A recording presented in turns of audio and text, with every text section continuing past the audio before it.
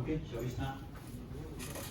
Right now, today we are going to go through this last chapter for part 1 of this module, and your quiz will cover up to this point, alright, to this chapter. This chapter is the sampling and reconstructions of signals. Before we go on, alright, let's take a look at this diagram here. This block diagram, right, which is a digitizer, right? That means that you do digitization, alright, using these building blocks. Alright, now first of all, let's say you have an analog signal XT, whether you capture the signal using a microphone or from other sources, alright, maybe a thermocouple or whatever, all the signals that come in, alright, they are electrical signals and they are analog. And if you want to kind of process it using a computer, alright, or in digital communication, if you want to transmit this signal or message, you have to convert it to a binary signal, right, or a digital signal before you do so. Right now, especially for computers, alright, if you try to store a bit of speech or any signal in a computer, if it is an analog signal, it is not possible for you to store even microsecond of it. Right now, because for analog signal, right, for analog signal, okay, supposing you're going to store this small little segment in the computer, how much memory do you need? infinite. Because a computer cannot store analog, it can only store digital, point by point. So, how many points are there within this interval that you want to store this whole segment? Infinite number of them. So it's not possible for a computer to store analog signal. Now, when you connect a microphone to the computer, and you speak through a microphone, and you have a software to capture it and store it, the software actually make use of the circuitry in there, or using software algorithm to first convert it to digital sequence. All right. And now over here, all right, what we have is this analog signal. Before you can do anything to convert it to a digital sequence or digital signal, you have to sample it. So that means, all right, given the signal, let's say you collect samples, right, at every TS second. TS is a sampling duration. All right, so you collect samples, the value of this, all right, then you get the sequence of number. Now, this sequence of number is analog in nature. All right, now in the first chapter, when we talk about basic signals and all that, we talk about analog waveform, analog sequence, digital sequence, and digital waveform. All right, so I trust that you are familiar with this. All right, so after you sample, you get a sequence of number, which is an analog sequence. Now, this sequence of number, each number can take on values from plus or minus infinity because it's analog, right? Depending on the value of the signal at that sample point. Now, so if you want to convert it to a digital sequence, what do? You quantize it. Correct? Alright, we do quantization. That means supposing, alright, I have this sequence here, alright, let's say all positive, the same thing. Okay? Alright, supposing you know that, okay, the dynamic range, alright, maximum is 5 volt, let's say, or 5, and then the minimum is 0. So you do quantization, alright? It depends on how many bits quantization you're going to do. Supposing you are doing 4-bit quantization. So 4 bit is how many? 2 to the power of 4 is 16, correct? So you partition this into 16 level, right? 16 level, and you start to quantize, right? You put threshold there. If the sample value is above this threshold, you force the value to this point or this level, right? And this one you force it to this level, this one you force it to this level. So after you quantize it, the value of these samples will take on from a discrete set of number, a discrete set of 16 number. Right? Then now this 16 level, right? For each of these quantized values, right? This level can be put it into binary form. Alright? 16 level, let's say this is 0, 0, 0, 0. Right? All these right to the power of 4. Okay? And then the next level is 0, 0, 0, 1, 0, 0, 0, 2. Oh, sorry, what am I doing? 0, 0, 1, 0, right? 0, 0, 1, 1, 0, 1, 0, 0, so on. So each sample, you put it into 4 bits. Therefore, you have a string of binary numbers, right? And that is your digital sequence. Now, if you want to store your signal into the computer and process it in the computer, you will stop here. Right? Now, if you want to transmit this sequence of binary number out through a piece of wire, let's say, right? Then you have to convert it to some power waveform, right? This has no power, no energy, just numbers. So what you do is you line coding. Now, line coding is kind of coding these samples into waveform. For example, you have this, maybe this. Alright?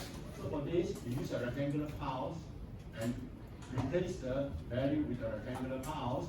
This you replace it with a rectangular pulse, rectangular pulse, rectangular pulse. And you have a digital waveform. And then you can transmit it. Alright? Okay, having said that, for this chapter, we will only concentrate on this part, the digitizer. Alright? Just the sampler. Okay, now let's go back to this part here. Alright, now you have a analog waveform xt. So we say that, okay, we sample it at regular interval of capital T x. Alright, So what we do is, okay, let's say we index it, all right? The first time, what is this? Oh, this should be minus 1. All right, minus 1, it's not 1, huh? Correct the notes.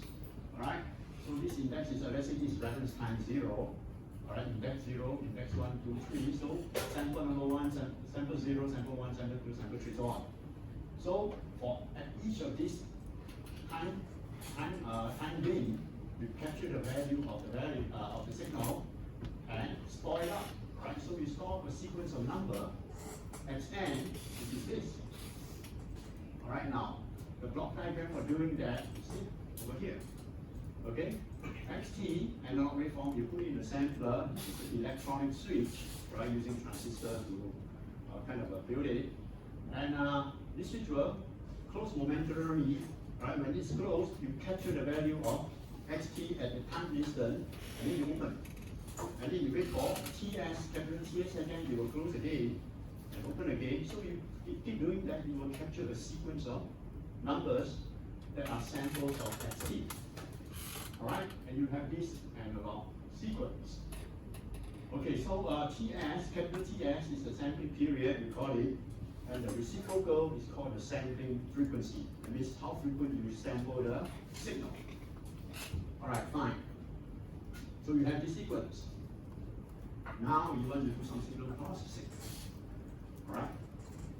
Usually we have to take a look at the spectrum, because by looking at the sequence and say, okay, I've got this sample here. My original signal is this. Did I lose any information or not? Right? So it depends on what sampling frequency you choose. Alright? Now, by trying to find out what sampling frequency to use, you have to look into the spectrum of this signal. Right? By looking at this, you can't tell. Alright? So now, so if you require the spectrum of this signal, how do you get it? You use another Fourier technique called discrete time Fourier transform, right? Which is called DTFT, and then you convert it to a function of frequency, a continuous frequency spectrum. But we are concentrating on analog signal. We haven't talked about all these digital signals and all that. So how are we going to overcome this?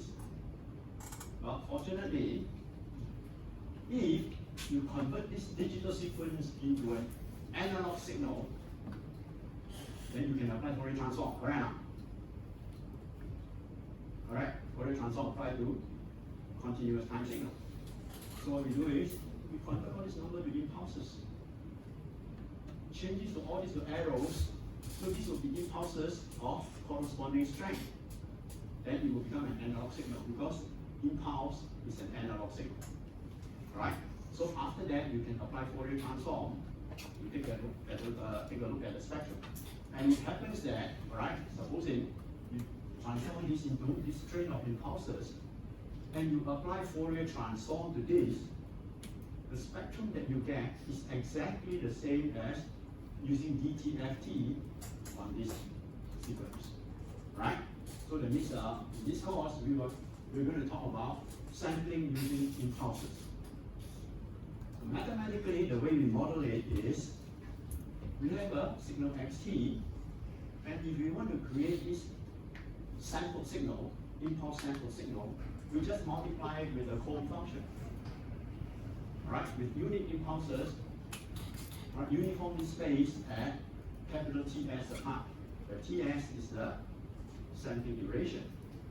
Right? So if you take this, multiply with this, you will get this sample signal.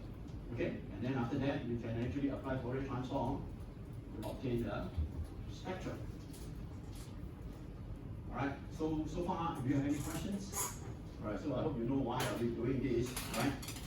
And this is a kind of a bridge that bridges you from analog signal processing to digital signal processing. Right? Digital. I'm not going to talk about this and this. Alright, we just talk about the sampler. Okay, so we want to make sure that after sampling, all the information in xt is contained here. Right? So if that's the case, then if we are given this sample, we can actually reconstruct this signal exactly without loss of information. Right? However, you look at it, well, it sounds amazing because if you take these two samples, one sample here, one sample here, anything in between is lost. Right? But there's a theorem called 90 sampling theorem, which when you apply, you will be able to preserve all the information in XT in XST. Okay? Alright, now before we go on, alright, we need to look to idealize linear time invariant filter, or idealize LTI system. Now, linear time invariant system, right? LTI, right, short form system, or in this case we call it filter because its function is a filter, right? We will be talking about this in detail and mostly in the next part of your course, right? So because of that, I need to briefly introduce to you how filter works, right? Because otherwise we cannot proceed, right, to study the reconstruction of signals. Okay, let's take a look at this panel here. Now, if you have a filter, right, linear time invariant filter, you must have a way to characterize it. That is how you describe it. Okay, now we can describe a filter by its impulse response or frequency response. Impulse response is a characterization of a filter in the time domain, and frequency response is a characterization in frequency domain. Now we can actually borrow the concepts of what we have learned in signals, all right, about spectrum and signal, all right. So the spectrum, okay, supposing you have a signal xt, all right, if you do a Fourier transform of xt, you get a spectrum. Now for system, right, if you have a system that has an impulse response of ht, in Fourier transform it, you get the frequency response hf. Okay, so ht and hf are Fourier transform pair, okay, which I mentioned here, right? Okay, now, so how do we find out the relationship between the input and output of the system? This will be also discussed in some detail in the next part of the course. Over here, I will just give you the result. Supposing you have a filter, you hit the input of the filter with a unit impulse. The filter will output some signal, alright? That signal is called the impulse response of the system. Well, it's obvious, right? It's a response of the system to a unit impulse input. So we call it an impulse response, right? So ht, we use ht to represent it. You can use any symbol. Later on, you will use y delta t, alright? Here, meanwhile, we say ht. So, alright, in the time domain, we model the signal diagram with the impulse response ht. Now, if you excite the signal with the excite the system with the signal xt, the output yt is actually the convolution of xt and ht. Right? xt convolved with ht. Okay? Now, in the next part, we will show you why this is so. Okay, so meanwhile, just accept it. Alright, now, next we do a Fourier transform of this whole block diagram. That means bring the whole system into the frequency domain. Alright, so we do a Fourier transform of the input xt transform to xf, which is the spectrum of the input signal. And ht, we do a Fourier transform, it becomes hf. We call it the frequency response of the system. That means, alright, this is the response of the system to individual frequencies that are placed at the input. Okay? And now, the output yf is the product of xf times hf. Because if you do a Fourier transform of this, right, yt transform to yf, xt to xf, ht to hf, convolution in the time domain will transform to multiplication in the frequency domain. Okay, so this is one of the Fourier transform property. Okay, so if you go from frequency time domain to frequency domain, convolution becomes multiplication. Multiplication in time domain becomes convolution in frequency domain. Okay, so far, alright, we have see how, alright, what's the mechanism of this filtering. Now here we are interested in two special kind of filter, which is called ideal filter. One of them is the ideal low pass filter. Right? Now when we talk about signal, we are talking about low pass signal and band pass signal. Alright? Low pass signals are signals with a spectrum that is concentrated at zero frequency. Alright, so similarly, a low pass filter has a frequency response HF that is concentrated around the zero frequency. And it is bandwidth, so beyond some bandwidth B, alright, it is zero here, and over here is some value A, or this is called a pass band A. Now, if you look at this filter, alright, okay, and if you take this and multiply with the spectrum of the signal, what will happen? This part here will wipe off the signal spectrum at this frequency, and spectrum signal frequency at this part will be wiped off by the filter. And the filter will only pass this band of frequency, alright, which is inside the signal. Okay, so we call this a low pass filter. It is called ideal because it is flat here. That means it passes all frequency with the same pass band gain. Right? No discrimination at all. This frequency, I put this gain, you put it upside down. I mean, if you remember this, it means the pass band gain is dependent on frequency. Over here, it is independent of frequency. Right? It's constant for all frequency. And over here, we call it the stop band. And the bandwidth, by signal, the bandwidth counted on the positive frequency side. So this is a B is the bandwidth of this filter. Right? Now, if you do an inverse Fourier transform of this, you will get a sinc function. Alright? I mean, you all know that, right? And sinc, alright, Fourier transform back. And you see that the impulse response is the sinc function. Okay? Alright, so far, do you have any questions? Now, the model for this HF is just a rad function. A rad F over 2B. Right? A is the pass band gain, and rad F over 2B is a rectangle of width 2B centered at zero frequency. Okay, next we take a look at what is a band pass filter. Right, same as the signal, a band pass filter. Alright, same as signal. Alright, band pass signal has a frequency has a spectrum that look like this. When you have a center frequency F0 minus F0, then you have a upper frequency, upper frequency, lower frequency, right? And the bandwidth is F mu minus FL, right? So you can see here, the frequency response of a band pass filter, ideal band pass filter, is this. So it's the same as that. Right, so whatever you learn from signals, all right, you can carry over to filter, the system.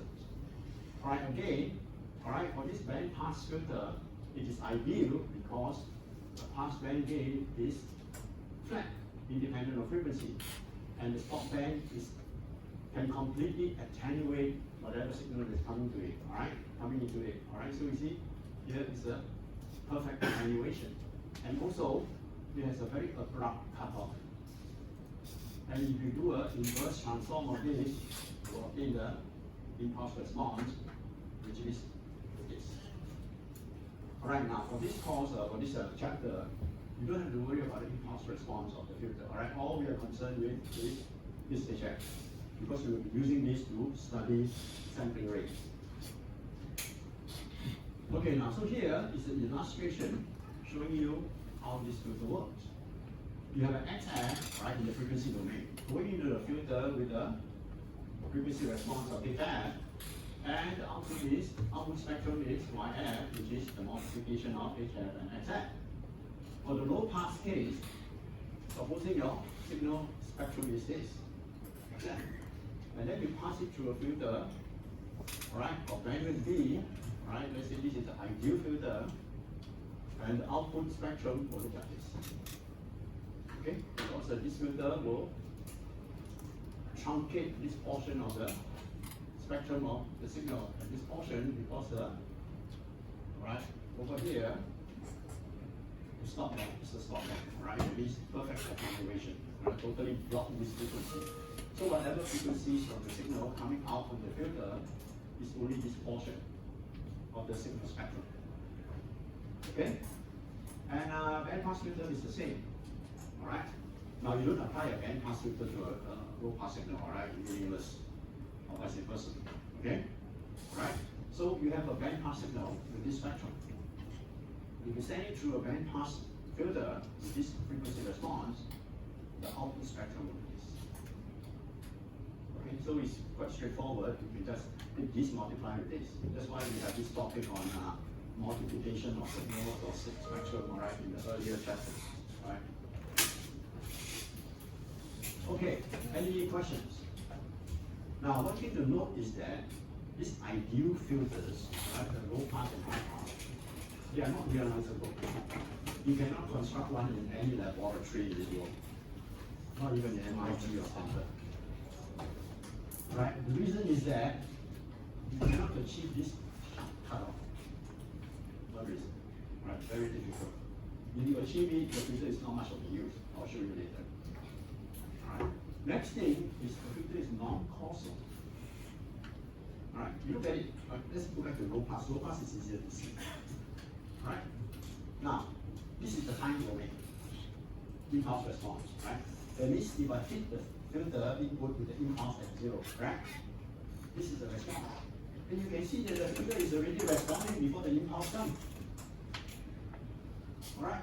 So it's kind of anticipating that you are going to hit me with the impulse here. I start giving you output first.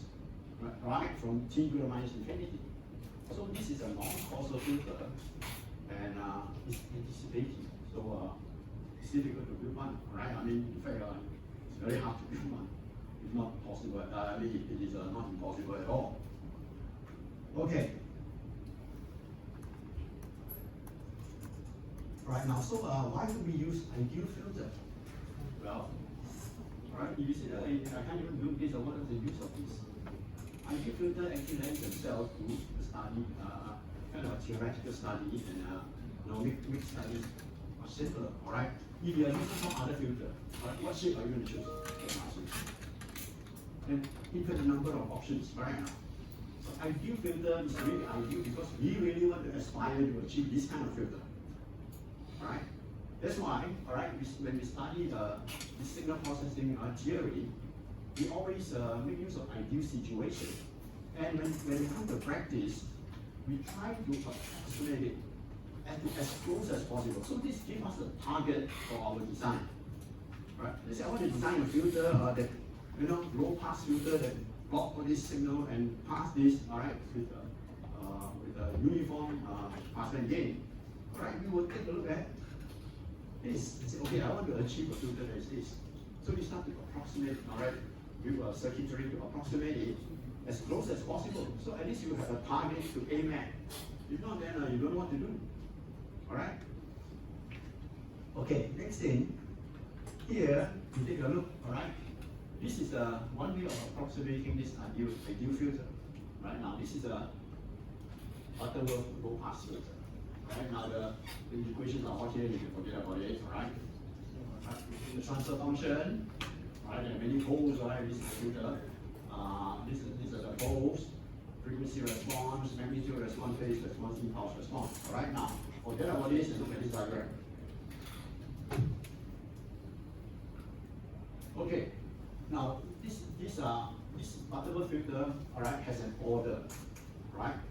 Okay, which depends on how many poles you have, right? So as the order increases, the filter tends to that of the ideal filter. First of all, let's take a look at the first order filter. Right? First order filter is very simple. Okay, the Hamilton Laplace transform. So I don't want to go into that. All right, now you implement the first order Butterworth filter. It's normalized to bandwidth of 1 radian per second, right? So later on, after you design your prototype, you can actually scale up the frequency, right? It doesn't matter. The filter design are all like that. Right? You design a normalized filter, then after that you do frequency scaling, amplitude scaling, and all that, right? To get to what you want. Alright, now you look at this orange curve. It's the passband, is the frequency response of the first order filter. This dotted, this rectangle here is what we want to achieve. Alright? So if you look at this, alright, first order filter is far from it. And this is the impulse response, okay? And this is the phase response. Right? Then you increase the order, let's say to second order. And you can see this blue curve, alright? And this is closer to the rectangular filter, alright? And but you can see that the phase response now, the blue curve, gives you more delay. Because as the phase curve goes this way, alright, the slope, you get more and more delay. Alright? So you can look at the impulse response. If you hit the system with the impulse here, you can see that the impulse response of the second order filter is this blue wave. Alright, which is slightly delayed compared to the orange one. Alright? So that means if you increase the order, the filter delay will increase. Okay, so if you keep increasing until 10 order, you can see this purple curve is very close to the rectangular filter. Frequency response, but not yet, alright? Because it's still rounded here. But you look at the delay. It's very severe. Okay? And if you look at here, you hit it with an impulse, the response will come here. Now what happens if you want to achieve a quick wall filter in this? You increase the order to infinity, alright? So infinity, this will be rectangle, perfect. The delay will be a vertical line.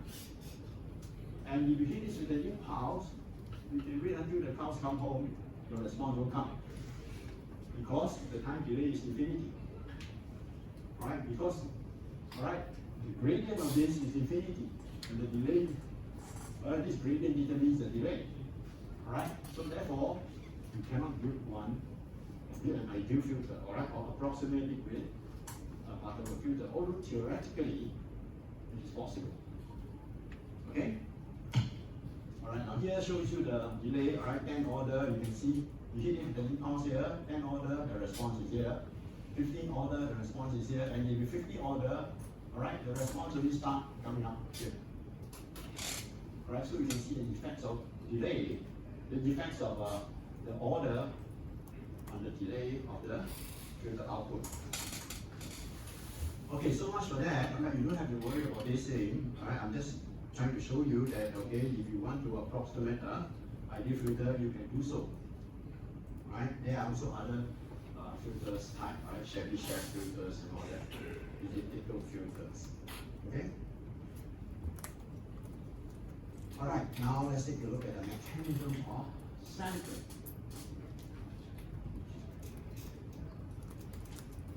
Now, over here, I partition this part into two sections. Alright? On the left hand side, this is the time domain. Right hand side is the frequency domain. Okay? Now let me see what is over here first.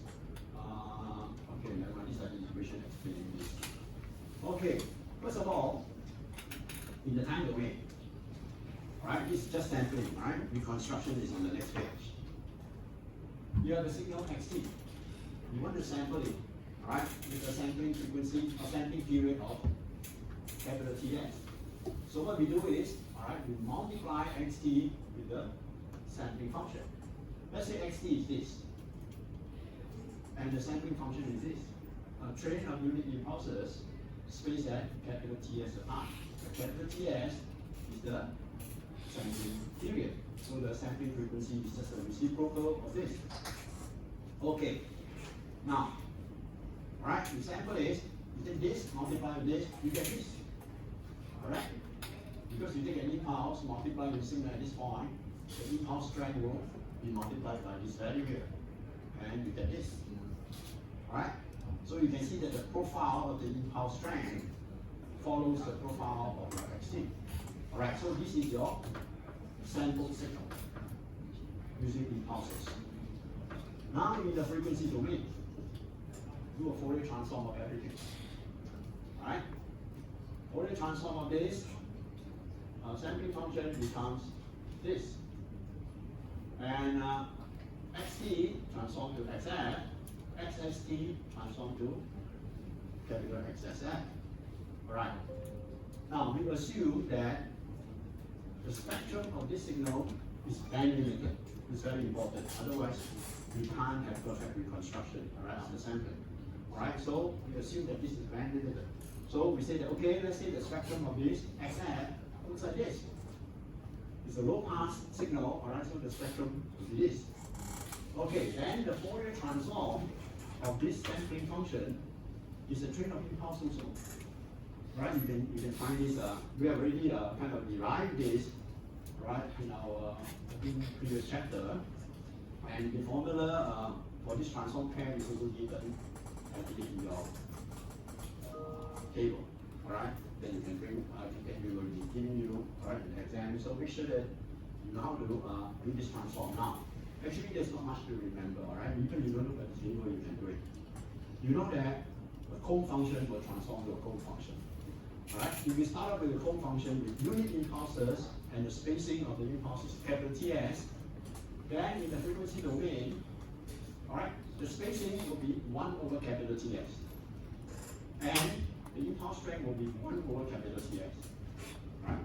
So Fs is 1 over capital Ts, 1 over capital Ts. Right? So these are sampling frequency. Okay?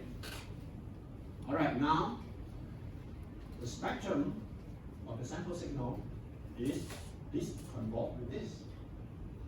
Alright, now here we have assumed that the sampling frequency, Fs is equal to 2 times Fn, where Fn is the highest frequency component of your signal. In this case, is Fn. Alright, so we have set the sampling frequency Fs to twice the highest frequency of the signal. Now in this case, because the signal is low pass, this Fn is also the bandwidth of the signal.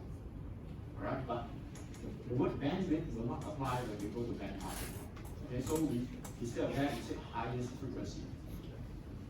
Okay, so if we take this, alright, now multiplication becomes convolution. So the sample signal spectrum will be this convolved with this. So what you do is you take this, map at the impulse position, and this is the spectrum of your sample signal. Do you have any questions? Alright, now the equations for all these is given here, right? So I need you to go through. Okay? Alright, let's say reconstruction. Now we have this sample here. And we want to reconstruct the original signal. How do we do it? In the time domain, there's no way you can find out how to do it. But in the frequency domain, it's very obvious. Right? Okay, so now I have carried over this figure here, right? Alright, this is the sample signal, this is the spectrum. So I bring it down, bring it down. Now, you know that the original signal has a spectrum that looks like this.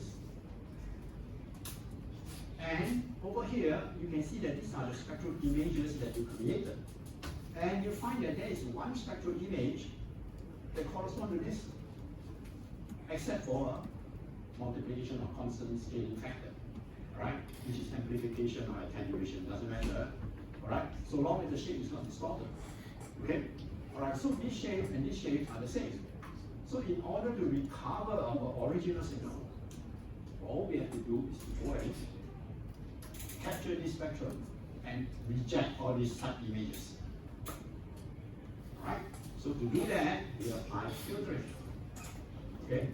So we pass XST, the sample signal, into a filter with impulse response HT, and then get your X hat T. Now X hat T, we call it the estimate of XT. Because it depends on the filter design, whatever that come out may not be exactly equal to XT, alright? Okay, so in the frequency domain, alright, the frequency response of the filter will be HN. and we use an ideal filter, alright, which with the bandwidth of Fn. So HF is this. Right? So at the output HF will be this times this, and give you the spectral shape of the original signal. Right?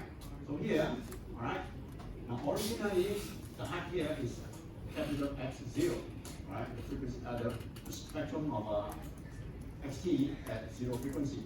But now after going through these two processes, alright, you have a multiplication factor here Fs, which is the sampling frequency, and K is the passband gain of this filter. So if you want to recover the exact spectrum, all you have to do is to choose K equal to 1 over Fs, right? If K equal to 1 over Fs, then times Fs become 1. Right? So you can choose the passband gain to achieve, right, the level of amplification you want.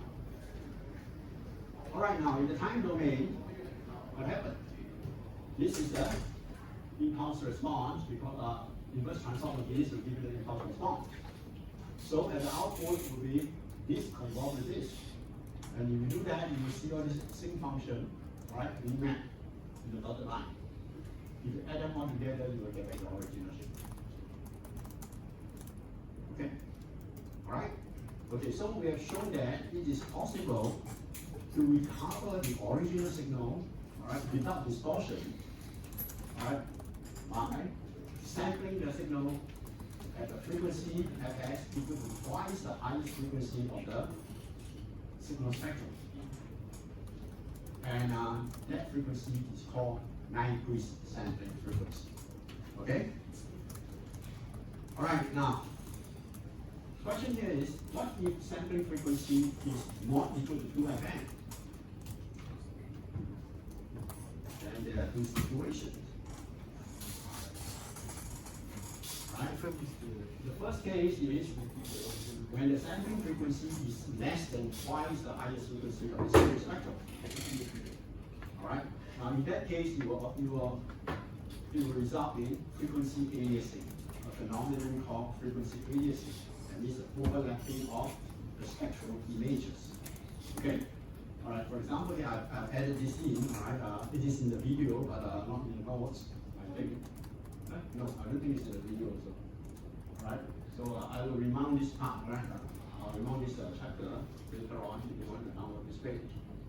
Okay, now, here, we see that, alright, Fs is less than 2Fn. Okay, so now Fn, let me see. Okay, now Fn is here. 2Fn is here. Now Fs is less than 2Fn, correct now? So the output spectrum will be this convolved with this. And if you convolve it, you will see that all the spectral images overlap. And if you add them up, you will get this solid curve here. Now, if you apply a low pass filter of bandwidth Fn, alright, you will see that the spectrum that you capture will be this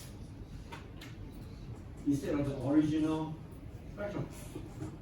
So there will be distortion. You will not be able to recover the original signal from the sample signal, alright, if you undersample. Okay, now, next thing is, what happens if Fs is greater than 2Fn? It means, alright, the sample signal spectrum is this, okay, right, 2Fn is here, alright, Fs is greater than 2Fn. So, if you take this and convolve with this, you will get something like that. And you can see that the spectral images are non-overlapping, and in fact, there are gaps. Previously, when you sample at 2Fn, there's no gap. You touch shoulder to shoulder, alright? So there are gaps. Now in this case, alright, when you want to recover the original signal, you can relax the filter requirement. Alright, make sure that your filter has a flat pass band over the spectrum of signal. And then here, you don't need a sharp cutoff. You can have a kind of a less, a more gentle slope, right? A more gentle slope. And this kind of filter is easier to approximate, right? So there's a trade-off. You oversample, that means you use higher than necessary frequency, sampling frequency, but you save cost on your reconstruction filter. Alright? Okay, condition for perfect reconstruction. This is a summary of what we are talking about. First thing, alright, in order to achieve perfect reconstruction, when you sample a signal, the signal must be band limited. Must be, right? Okay, that means, okay, this is the definition of band limited signal that we talked about last time, alright? Basically, it's like this, alright? Make sure that it's 0 here and 0 here. Alright, next thing, the sampling rate must be greater than or equal to 2 FM sampling frequency, alright? If you choose greater than 2 FM, then you have these gaps between spectral images, doesn't matter, alright? The original spectral shape of the signal does not get affected, alright? That means it's preserved. The reconstruction filter, alright? Over here, you need a filter that has a flat pass band over the signal spectrum.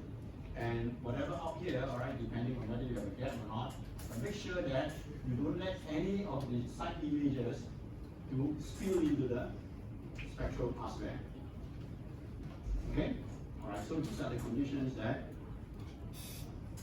is required, right, to achieve perfect reconstruction.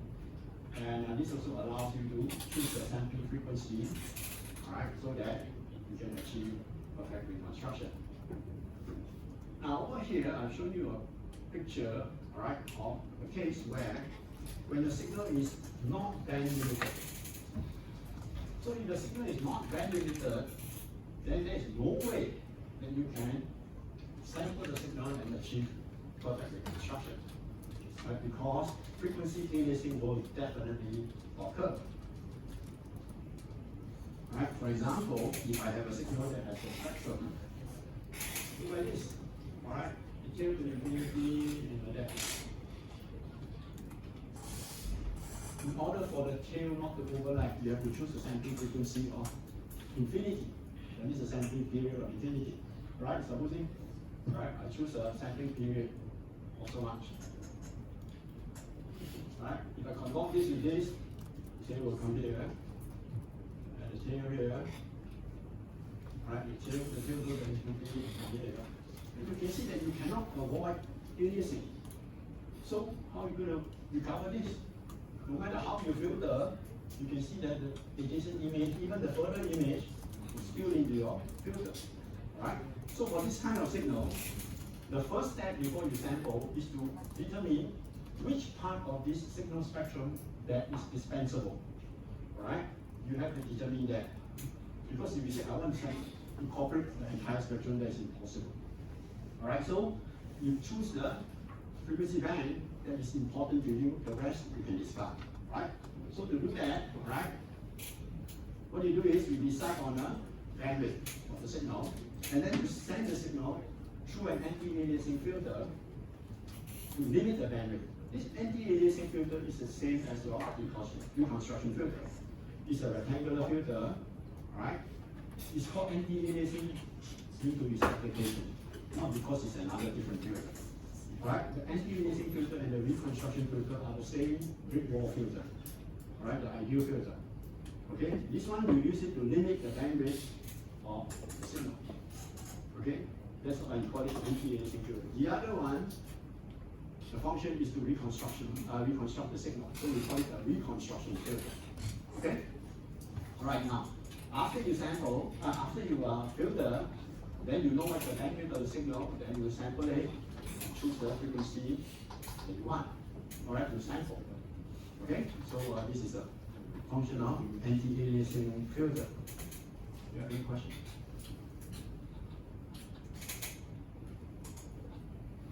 Okay, go to that question.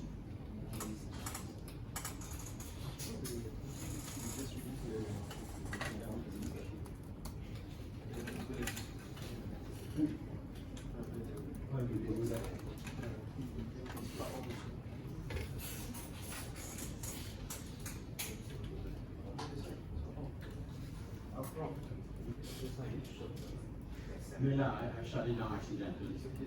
No, you will. Sometimes it will come up, I don't know why. All because of the windows. Prof, just now you explained about the anti-aliasing filter, right? So what about the overlaps? Like, will it still be there, right? No, there's no overlap because you are filtering this thing. Okay? You have this wide band signal, right? The wide band signal, okay? Then you apply an anti-aliasing filter. Let's say you want to choose a bandwidth of FM. FM, okay?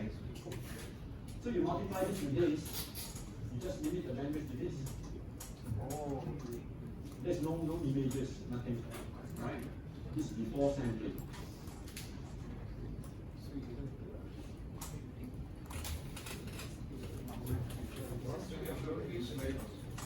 These slides is just slightly different from our notes.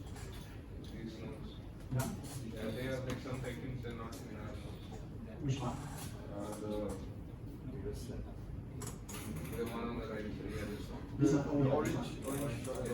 I will remount this slide. Alright, so if you want, you can update your slide. But this is, oh, this one even in the video. I just added it before this lecture. Okay, 90 sampling theorem, alright? There are different ways of stating it, but what it means is just this, okay? Alright, you don't have to memorize this too, nobody asks you to state 90 sampling frequency and you recite this word by word, right? Maybe in literature, when you teach you Shakespeare and they say, what did Julius Caesar say? Then you have to, recite the whole thing, then they will school it. Okay. Now, 90 sampling theorem states this, right? If the signal is low pass and has a bandwidth of B, then the highest frequency will be B, right now. Then the sampling frequency should be 2 times B, 2 times higher sampling frequency. That's it, right? For this whole statement sake. Alright? Next thing, if the signal is band pass, right? The bandwidth is B, the center frequency is FC. So if you look at it, right, band pass signal, FC, the bandwidth is B. Alright, so it is FC plus B over 2 is FC minus B over 2. What's the highest frequency? FC plus B over 2. So the highest, the sampling frequency is this, so the 90 sampling frequency should be 2 times this, which is 2FC plus B. Okay? And over here, it said that, okay, if you sample at this frequency, you can completely retain all the information and all that, right? That's what it says. Okay, so this is Nyquist sampling theorem. Okay, example. Now, a signal xt equal to sin squared to t is sampled at 8 Hertz, right? To produce the sample signal xst. Sketch the spectra of xt. Can xt be perfectly reconstructed from the sample version using an ideal low pass filter? Yes, specify the filter, and also what is the Nyquist sampling frequency of xt? Okay, first of all, if you want to find out the Nyquist sampling frequency, you have to look at the spectrum of the signal. So you need to do a Fourier transform of this xt. Now, the sin squared t function is not shown in the table of Fourier transform, alright, but you can apply duality to obtain the Fourier transform. So you start off with the Fourier transform of the triangular function. This is given in the table that you have, alright, except for the fact that there's an a here, right, we added e. You just multiply both sides with a, right, so it's fine. Now, you want to make this side look like this, alright? Instead of f, you want to replace it with t, small t. So, what do you choose? Choose a capital T to be equal to 2, right? So capital T equal to 2. Now, if capital T equal to 2, then 2a must be equal to 1, alright? Here's the coefficient 1. So a must be 0.5. Alright, so substitute these two values into here. You get Fourier transform of 0.5 try t over 2 is equal to sin squared 2f. Now apply duality property. Bring this over, it becomes sin squared 2t. If you go lower, it becomes 0.5 try f over 2. Okay? Right, now you're supposed to put a minus sign here or a minus sign here.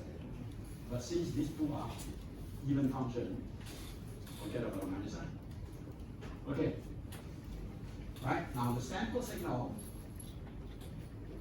alright, is given by this.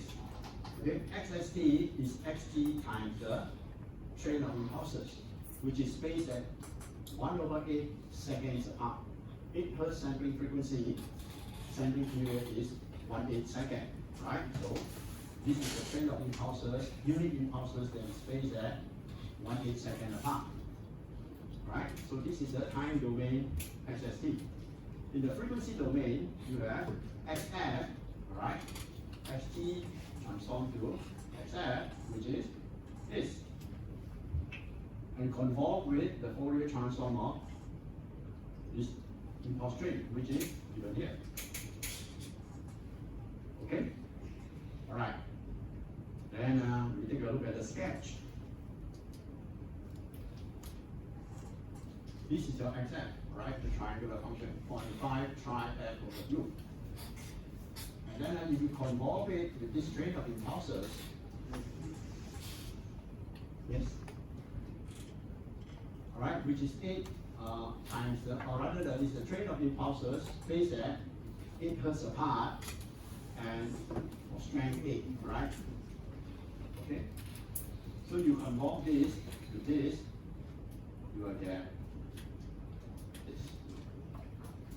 Okay, 0.5 times 8 will give you a height of 4. Okay, alright, now, so you ask whether you can perfectly reconstruct XT or not. Of course, it's yes, because the spectral shape of the original signal can be found here. So all you have to do is to apply a filter, remove all this, and output of the filter will give you the original signal.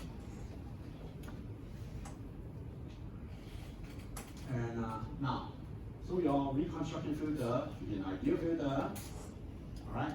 Let's say the passband gain is K, and has a bandwidth of B. Now what should B be, alright? You can choose B to be 2 up to 6, right? When B is 6, the rectangle is here. So the spectral, the set images doesn't steal it. Alright, or you choose 2, which is exactly this. Right? However, we always choose the smallest bandwidth. Because if you choose B greater than 2, alright, that means your filter is like that.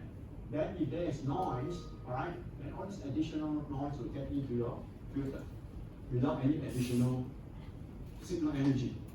Okay? So choose the smallest possible sampling bandwidth, right, for the reconstruction filter.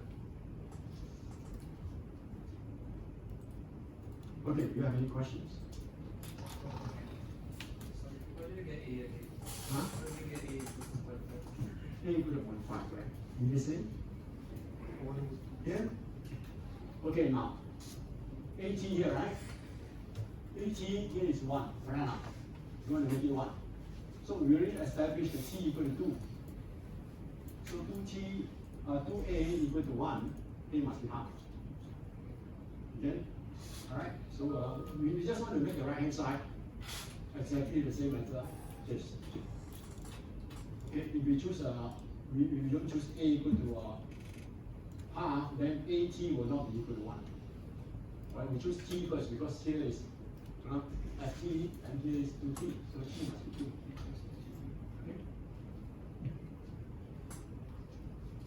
Okay?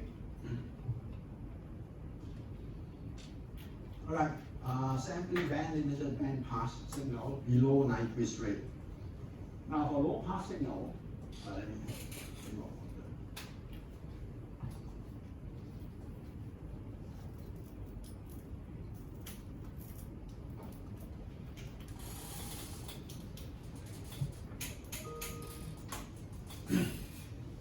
Now for low pass signal, alright, in order to achieve perfect reconstruction, okay, you have no choice. You have to sample at or above Nyquist rate. If you do that, you will get frequency aliasing and it's impossible to reconstruct the signal, alright, without distortion. However, for band pass signal, Alright, we can actually sample it below Nyquist rate. Alright, now I have some example here to show you how. Alright, these equations here, I kind of, many years ago, I kind of concocted I can't find it in the literature, so I just do some simulation and all that and come up with these two equations. Alright, now, let's say you have a bandpass signal that has this spectrum.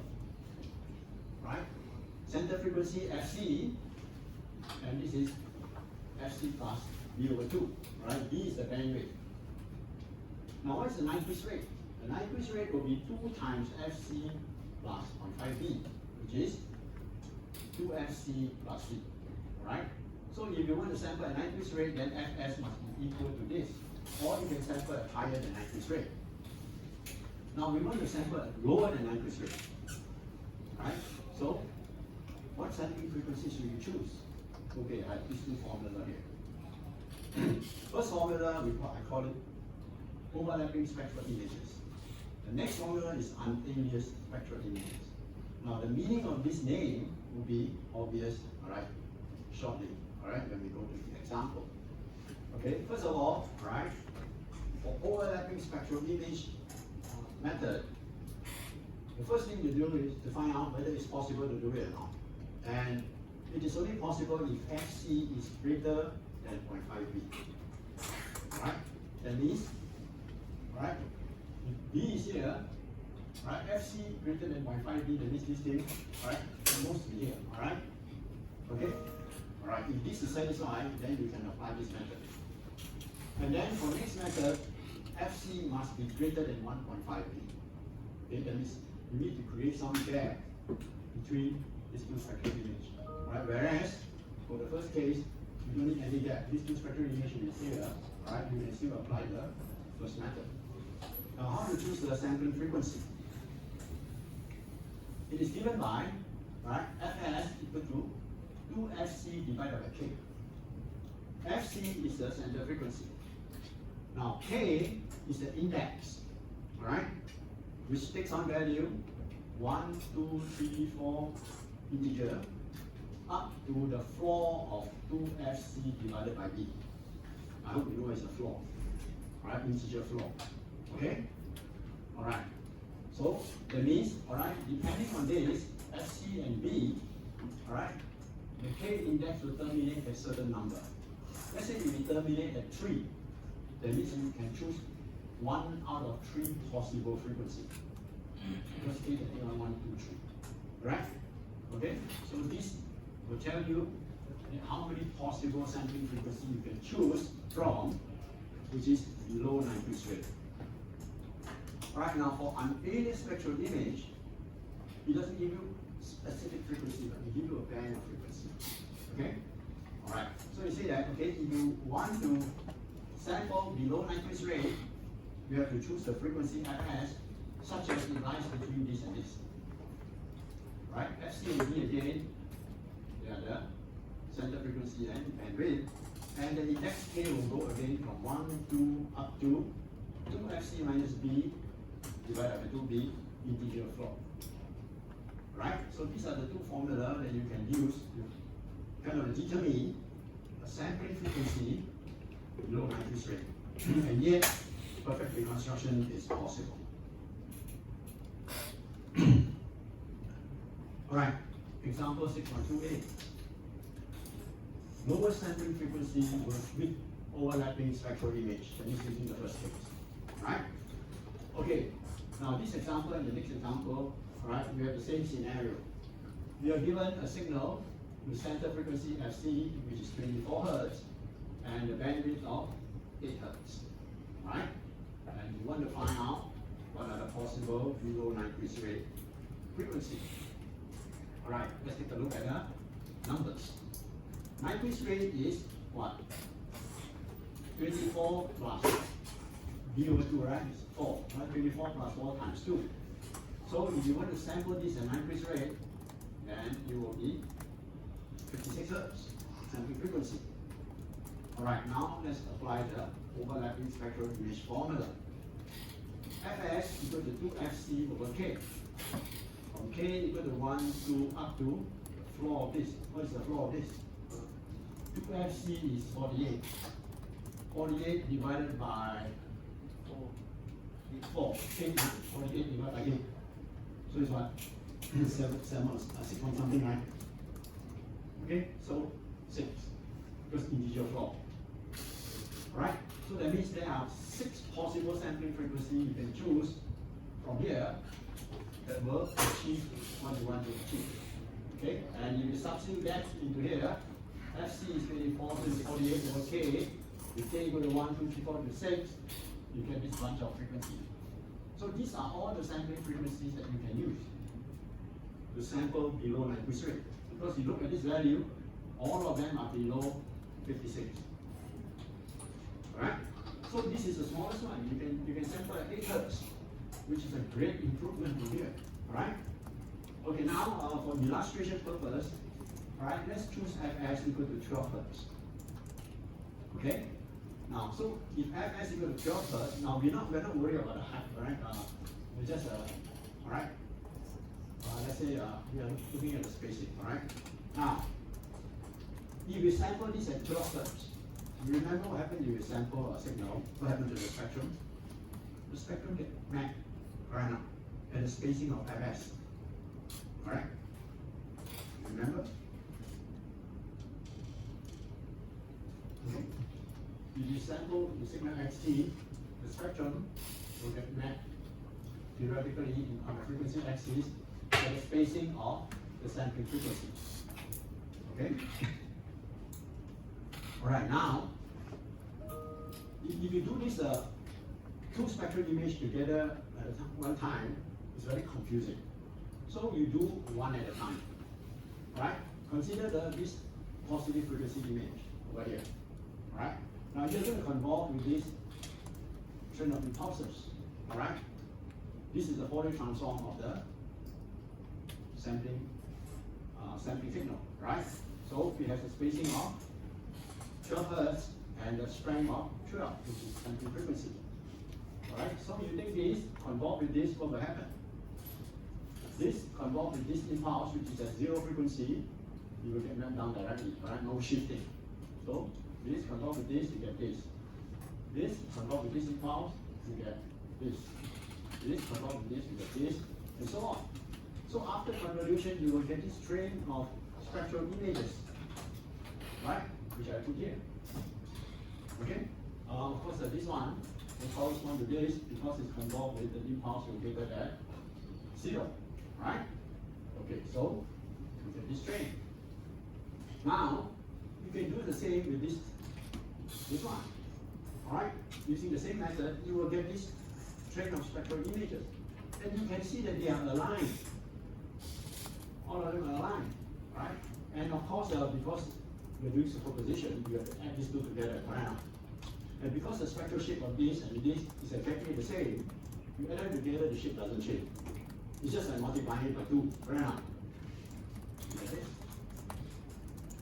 Right? So we call this overlapping spectral image method. Right? Because the spectral images created by the negative frequency and positive frequency image overlap exactly. Alright? And you can see this. Alright, now, if you want to recover this original spectrum, all you have to do is to apply a band pass filter to extract this and extract this and reject all this. Right? And you get your reconstructed signal. Now, one thing is that if you use this method or the next method, right, you cannot use the low pass filter to reconstruct the signal. The reason is that, okay, supposing you want to capture these two images, right? If you want to use a low pass filter, the low pass filter must span this whole range, right? And you can see all this spectral image will come through. Alright? So you cannot use a low pass filter, okay? Alright, any questions? Okay, next example is using the unaliased spectral image method. Same signal, FC is 24 Hz, B is 8 Hz. Right, Nyquist rate again, 56 Hz. Alright, so we have this formula, and K should go from 1 to up to 2FC minus B over 2B. Alright, So if you substitute in all the values, alright, this will become this, alright, this will become this, and this 4, so you 2. If you put in the value of 2fc minus b, right, 48 minus 8, which is 40 divided by 16, is 2 point something per annum. So you floor it is 2. So that means the K index will go 1, 2. Alright, when K equal to 1, it says that Fs can lie between 28 and 40 hertz. That means you choose the sampling frequency, any frequency between these two numbers. Or if you choose K equal to 2, then you can choose the sampling frequency between these two numbers. Okay? So now, you say, okay, for illustration purpose, we choose the sampling frequency of 19 hertz, which is inside this range. Alright, 19 hertz is below 56. Right? Okay, now again, do your convolution. This is the Fourier transform of the sampling function. Alright? Spacing 19 hertz, strength 90 is involved. On board, you get this train of images, which is here. Now if you take this and perform the same convolution, right, you can try it out yourself, you will get this train of images. And you can see that they do not overlap. Right? So you add them together, you become like that. So you call it unaliased spectral image. Right? So if you want to recover the original spectrum, all you have to do is to extract this and extract this using the bandpass filter. Right? Any questions? Now be careful, over here, right? Over here, the height of this is just the original height times 90. Okay? Fs times this, because if you convert with this in powers here, right? 19, right? So the height here, origin height, alright, will be 90, so this add up is 90, alright? Now for the previous case, it's double, because the spectral image overlap, alright? Okay, for this case, alright, you can see here, the strength is 12, alright? So if you take this, convert with that, this strength is 12. And this strength is also 12. So you add them up, you become 24. Alright? So when you design your filter and you want to have exact recovery, you have to take care of this. Alright? Amplifications and all that.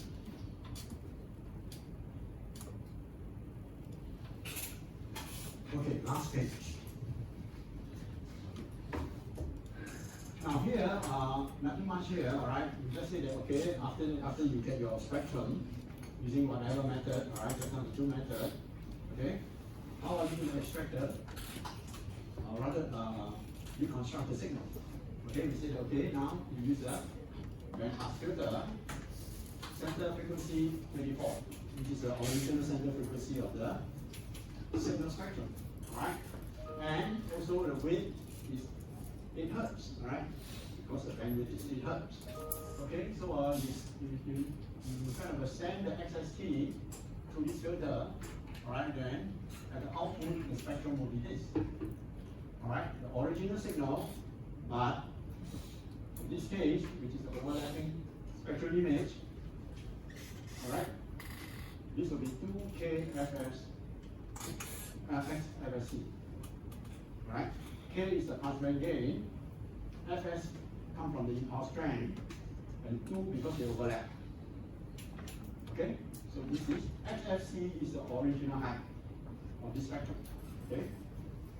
Now for the next case, which is the unaliased case, alright, you get the same thing except that there's no 2 here. Because the spectral image does not overlap. Right? Fs times XFC times K. So you only have this. Right? Now over here, okay, you say that what happens if you sample the bandpass signal using 90 sampling frequency? Okay, so now this is the bandpass signal spectrum. 90 rate is here. Sorry, this is the highest frequency, which is 24 plus 4 is 28. Right? So we sample at 90 rate, which is 56, what happens is that, alright, the spectral image will map like that. This whole thing, right, if you treat it as one spectral line, it will be mapped within here. Right, so that means this go in pair, right? This will go there, and then this will go there. Now in that case, right, you can actually use a low pass filter to cover it. Because there's nothing in between here. So you apply a low pass filter, it's fine, right? You reject all this, and you recover the original spectrum. Okay? Or you can also use a band pass filter. Now it's not advisable to use a band pass filter if your system is noisy. Because if you use a low pass filter, there's no signal energy here, but you're going to emit noise. Right? Okay? So it depends on your system. If your system is real quiet, you cool it under nitrogen, you put nitrogen, then you don't have to worry about this. Alright, I think that's the end of this chapter, which is very short. Do you have any questions? Page 50, about the sample signal. Page A and B. So the 19 hertz is just a sample that within any scale. There's no criteria to select for the sample signal. What do you mean? Like, I didn't get it. So the A and B, it can be anything, right? As long below the Nyquist, right? This A and B. Yeah, so you choose 19 hertz, right? Yeah. So can it be any, like, is It there must be within this range or within this range. Oh, so it can be either A or one or two. Yeah. Okay. The thing is that if you choose any frequency within this range or within this range, the position will be different. But you will find that they do not overlap at all. You will find that they do not overlap at all. Okay, you go back and prove it wrong. I just thinking like, what's the thought process like? So you can just whack anything between No, that range. you whack anything, you don't calculate. No, between that range, between those ranges. No, you see, okay, usually you want the smallest sampling frequency. Alright, so the best thing to choose here is 20. Alright, but I choose 90 for illustration, that's all. Alright, if 20, I think they will touch one another. They will touch one another, but they don't overlap. Okay?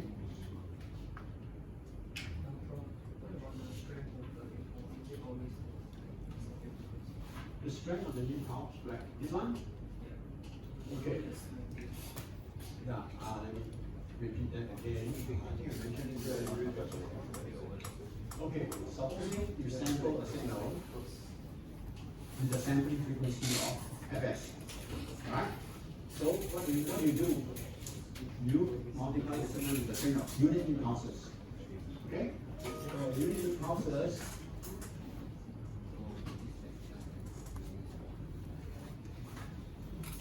Alright, all these strengths are 1. And this is the time domain, right? So this is 0, 1 over fs, 2 over fs, right? The period, sampling period is 1 over fs, right? So time domain, 1 over fs, 2 over fs, and so on. Now if you do a Fourier transform of this into the frequency domain, it will still be a train of impulses, except that the strength will become fs. And the spacing in the frequency domain will be fs.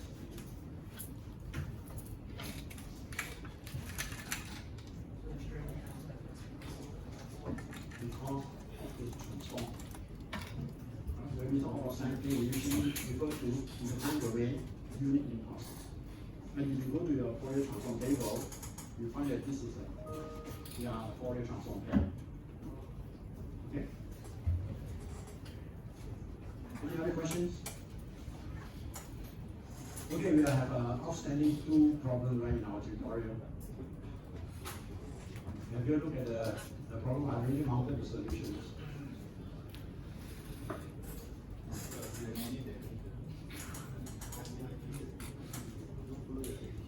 Okay, let's finish it so we don't have any legal hanging around. Legal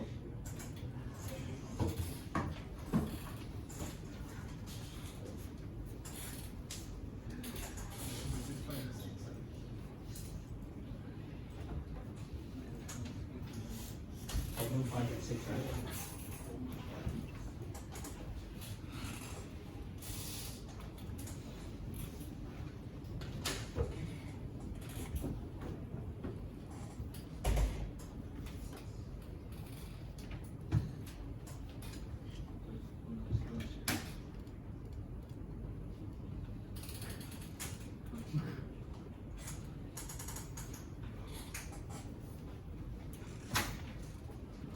Okay, I have noted, I think the recording was so, right? So you all can refer to it. Okay, now problem 5. All right, now these two problems are on energy spectral density. Let me see. Bandwidth and energy spectral density. Right? Bandwidth, basically bandwidth. Right? Okay. Question 5. See that the spectrum of a low pass energy signal Xt is given by this Xn equal to e to the power minus alpha magnitude f. Alright, so this is the spectrum given to you. And A, you ask to compute the 99% energy containment bandwidth. Right, I will define what is 99% containment bandwidth. Right here, I redefine it because last time when we post this problem, right, this part is not in the lecture notes, right? So we just need the definition, but now I think you should know, all right? Okay, now, first thing you have to do is to find out what is the energy spectral density. All right, so energy spectral density is the magnitude square of SF. And so if you square this, you just multiply the exponent by 2. Okay? So this is the energy spectral density. Now, if you want to find the 99% energy containment bandwidth, what do you need to do? You need to find two things. The first thing is to find the total energy, right?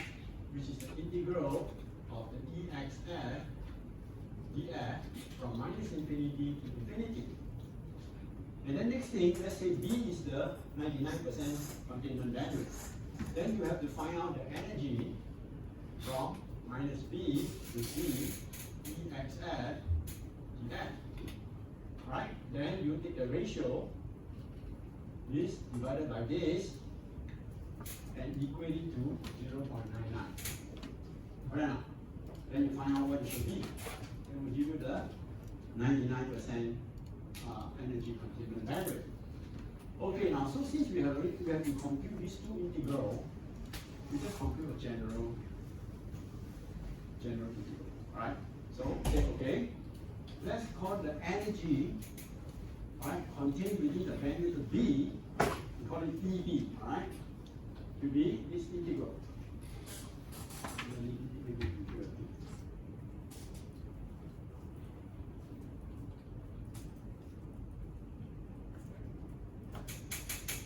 Okay, so we integrate EXF df from minus B to B.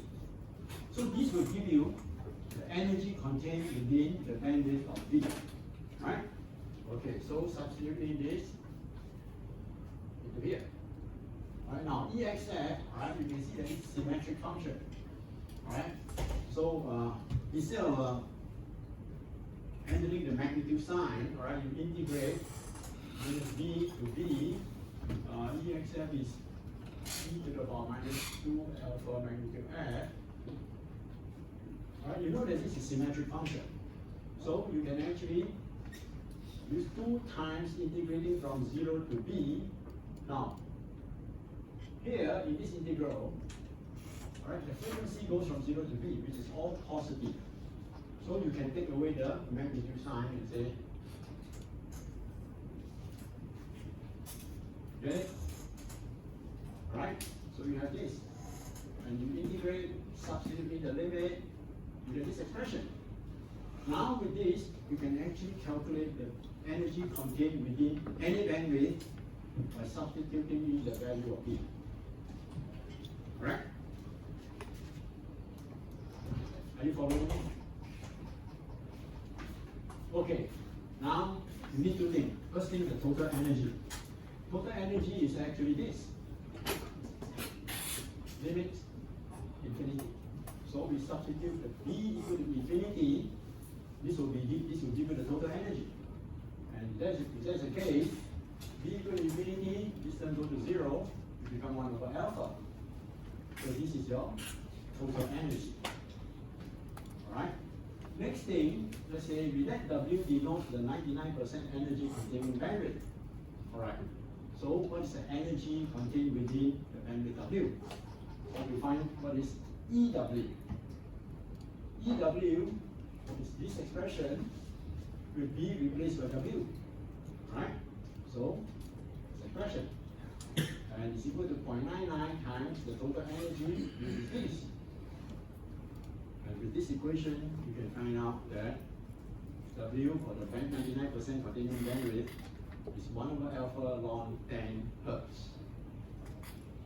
Any questions?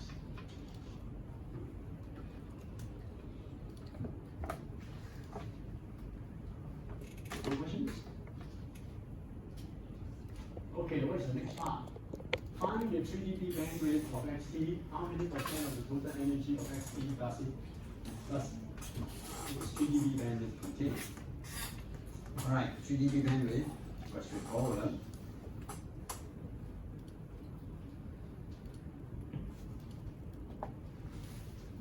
Okay, so 3 dB bandwidth is the energy spectral density. Alright?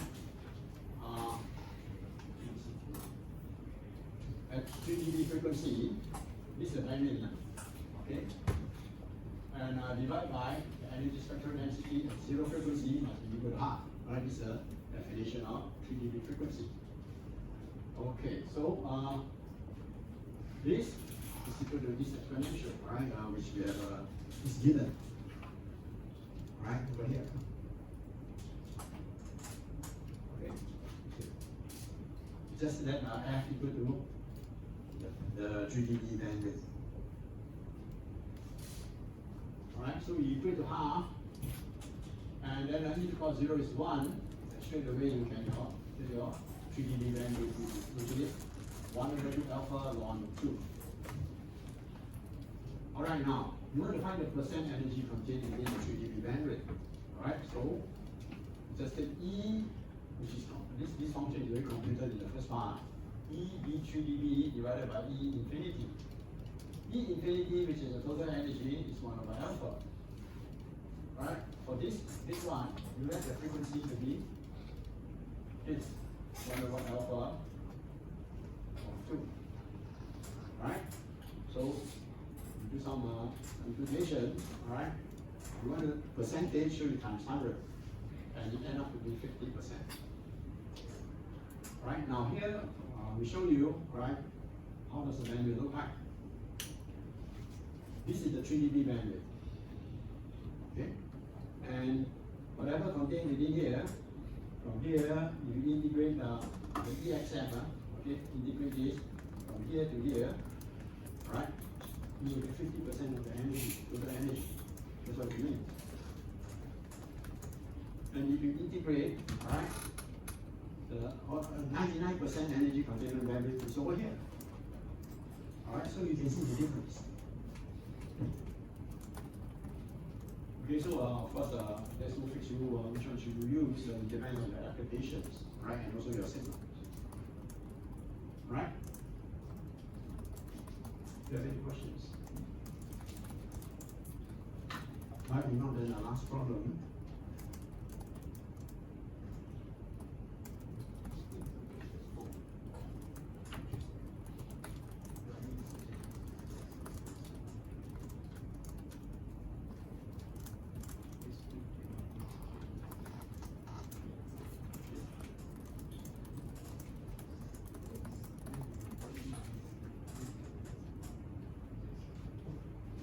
Okay, question 6.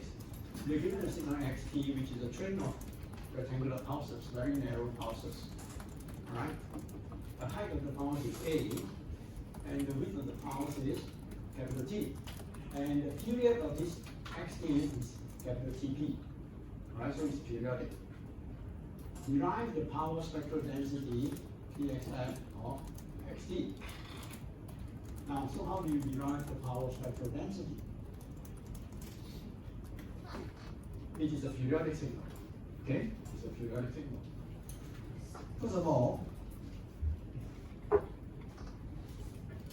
you see, now for this case, because the signal is periodic, because it's not periodic, it will be difficult to evaluate. Right, remember this formula. What do you have? Okay. XF is equal to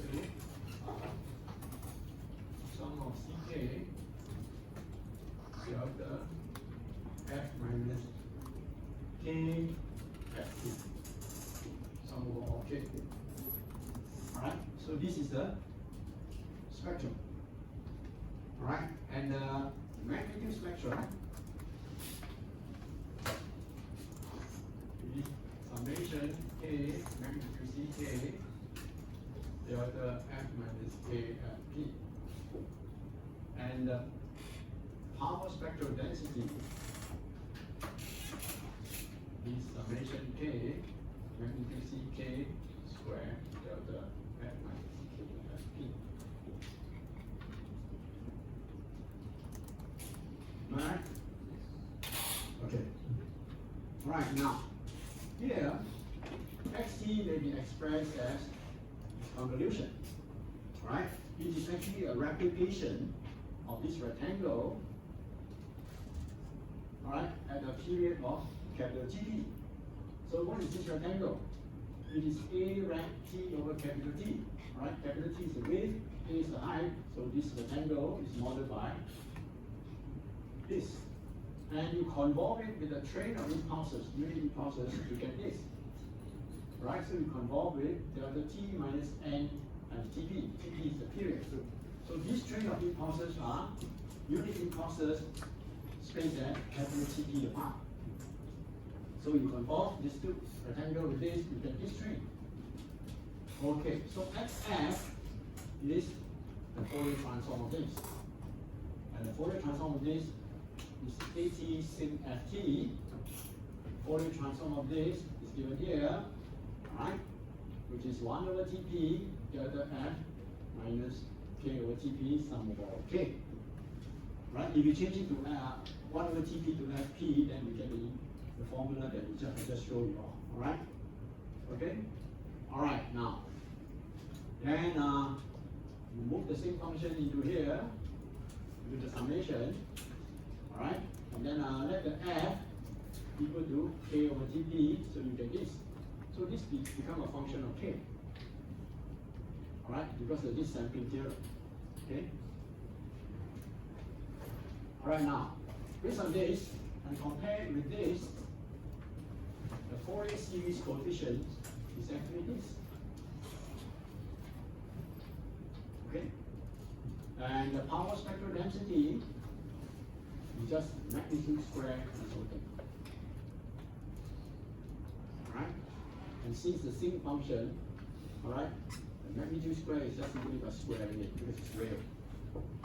Alright, so this is a power spectral density. You have any questions? Now, next thing is, what is the average power of xt?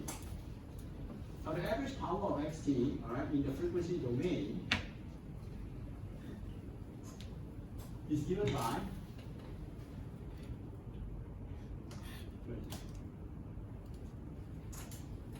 okay, it's given by sum of magnitude ck squared, right?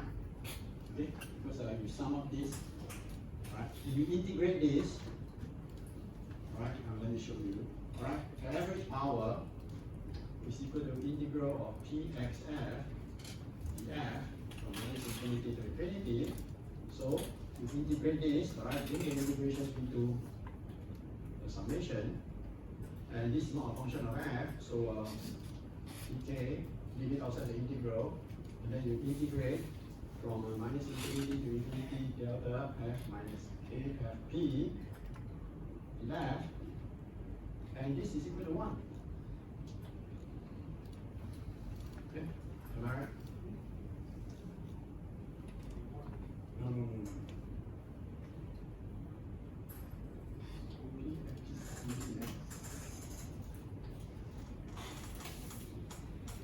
this equal to 1.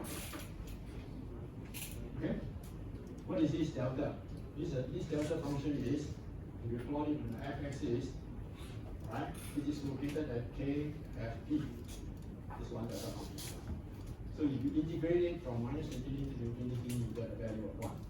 Right? So you end up with the average power equal to this, which is the sum of magnitude squared Ck.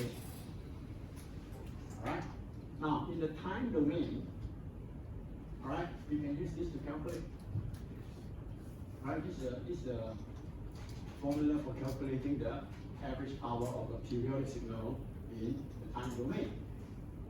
Okay, now, so you have infinite number of CKs, and how are you going to sum all this? Right, you're going to sum to infinity because CK is over here. So it will be easier, alright, if you work this out in the time domain, because all you have to do is, alright, take the magnitude square of this 1 pulse, alright, and then integrate it from over 1 period and divide it by the period. Okay?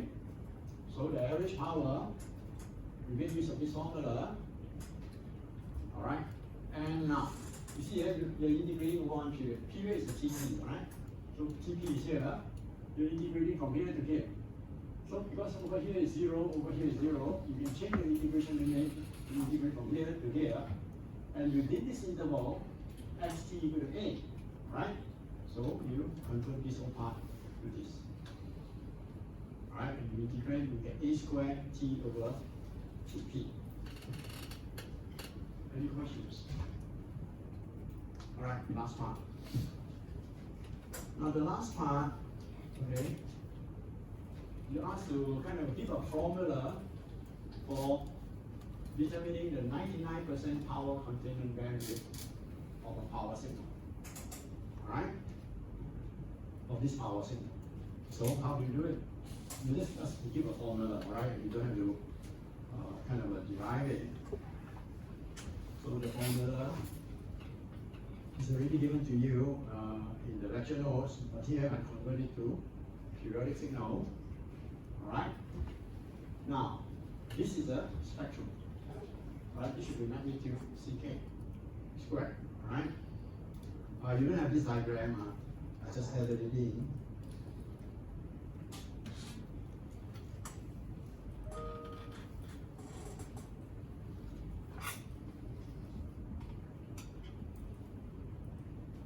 This is a plot of the power spectrum.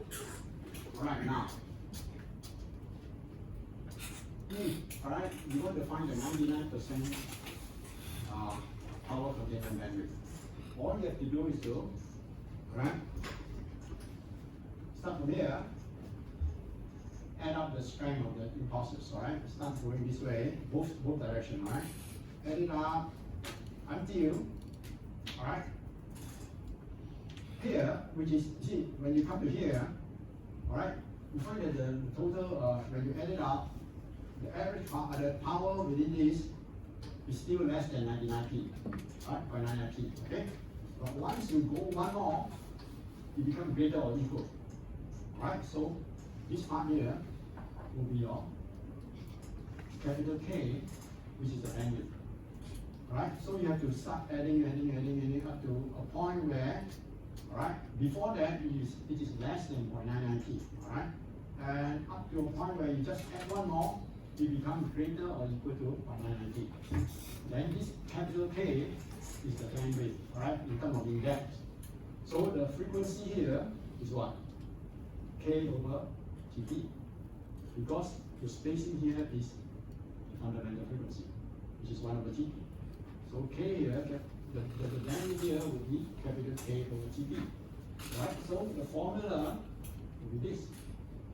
Right? Which is a combination of these two fellas. Okay? Any questions?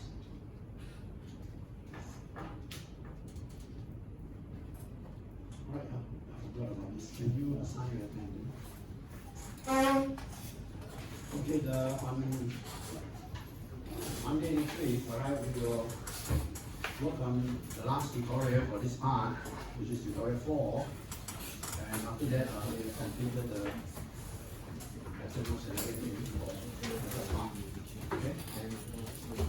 And if you all want to ask questions on passing the paper or whatever, right? We can have a Q&A session after that.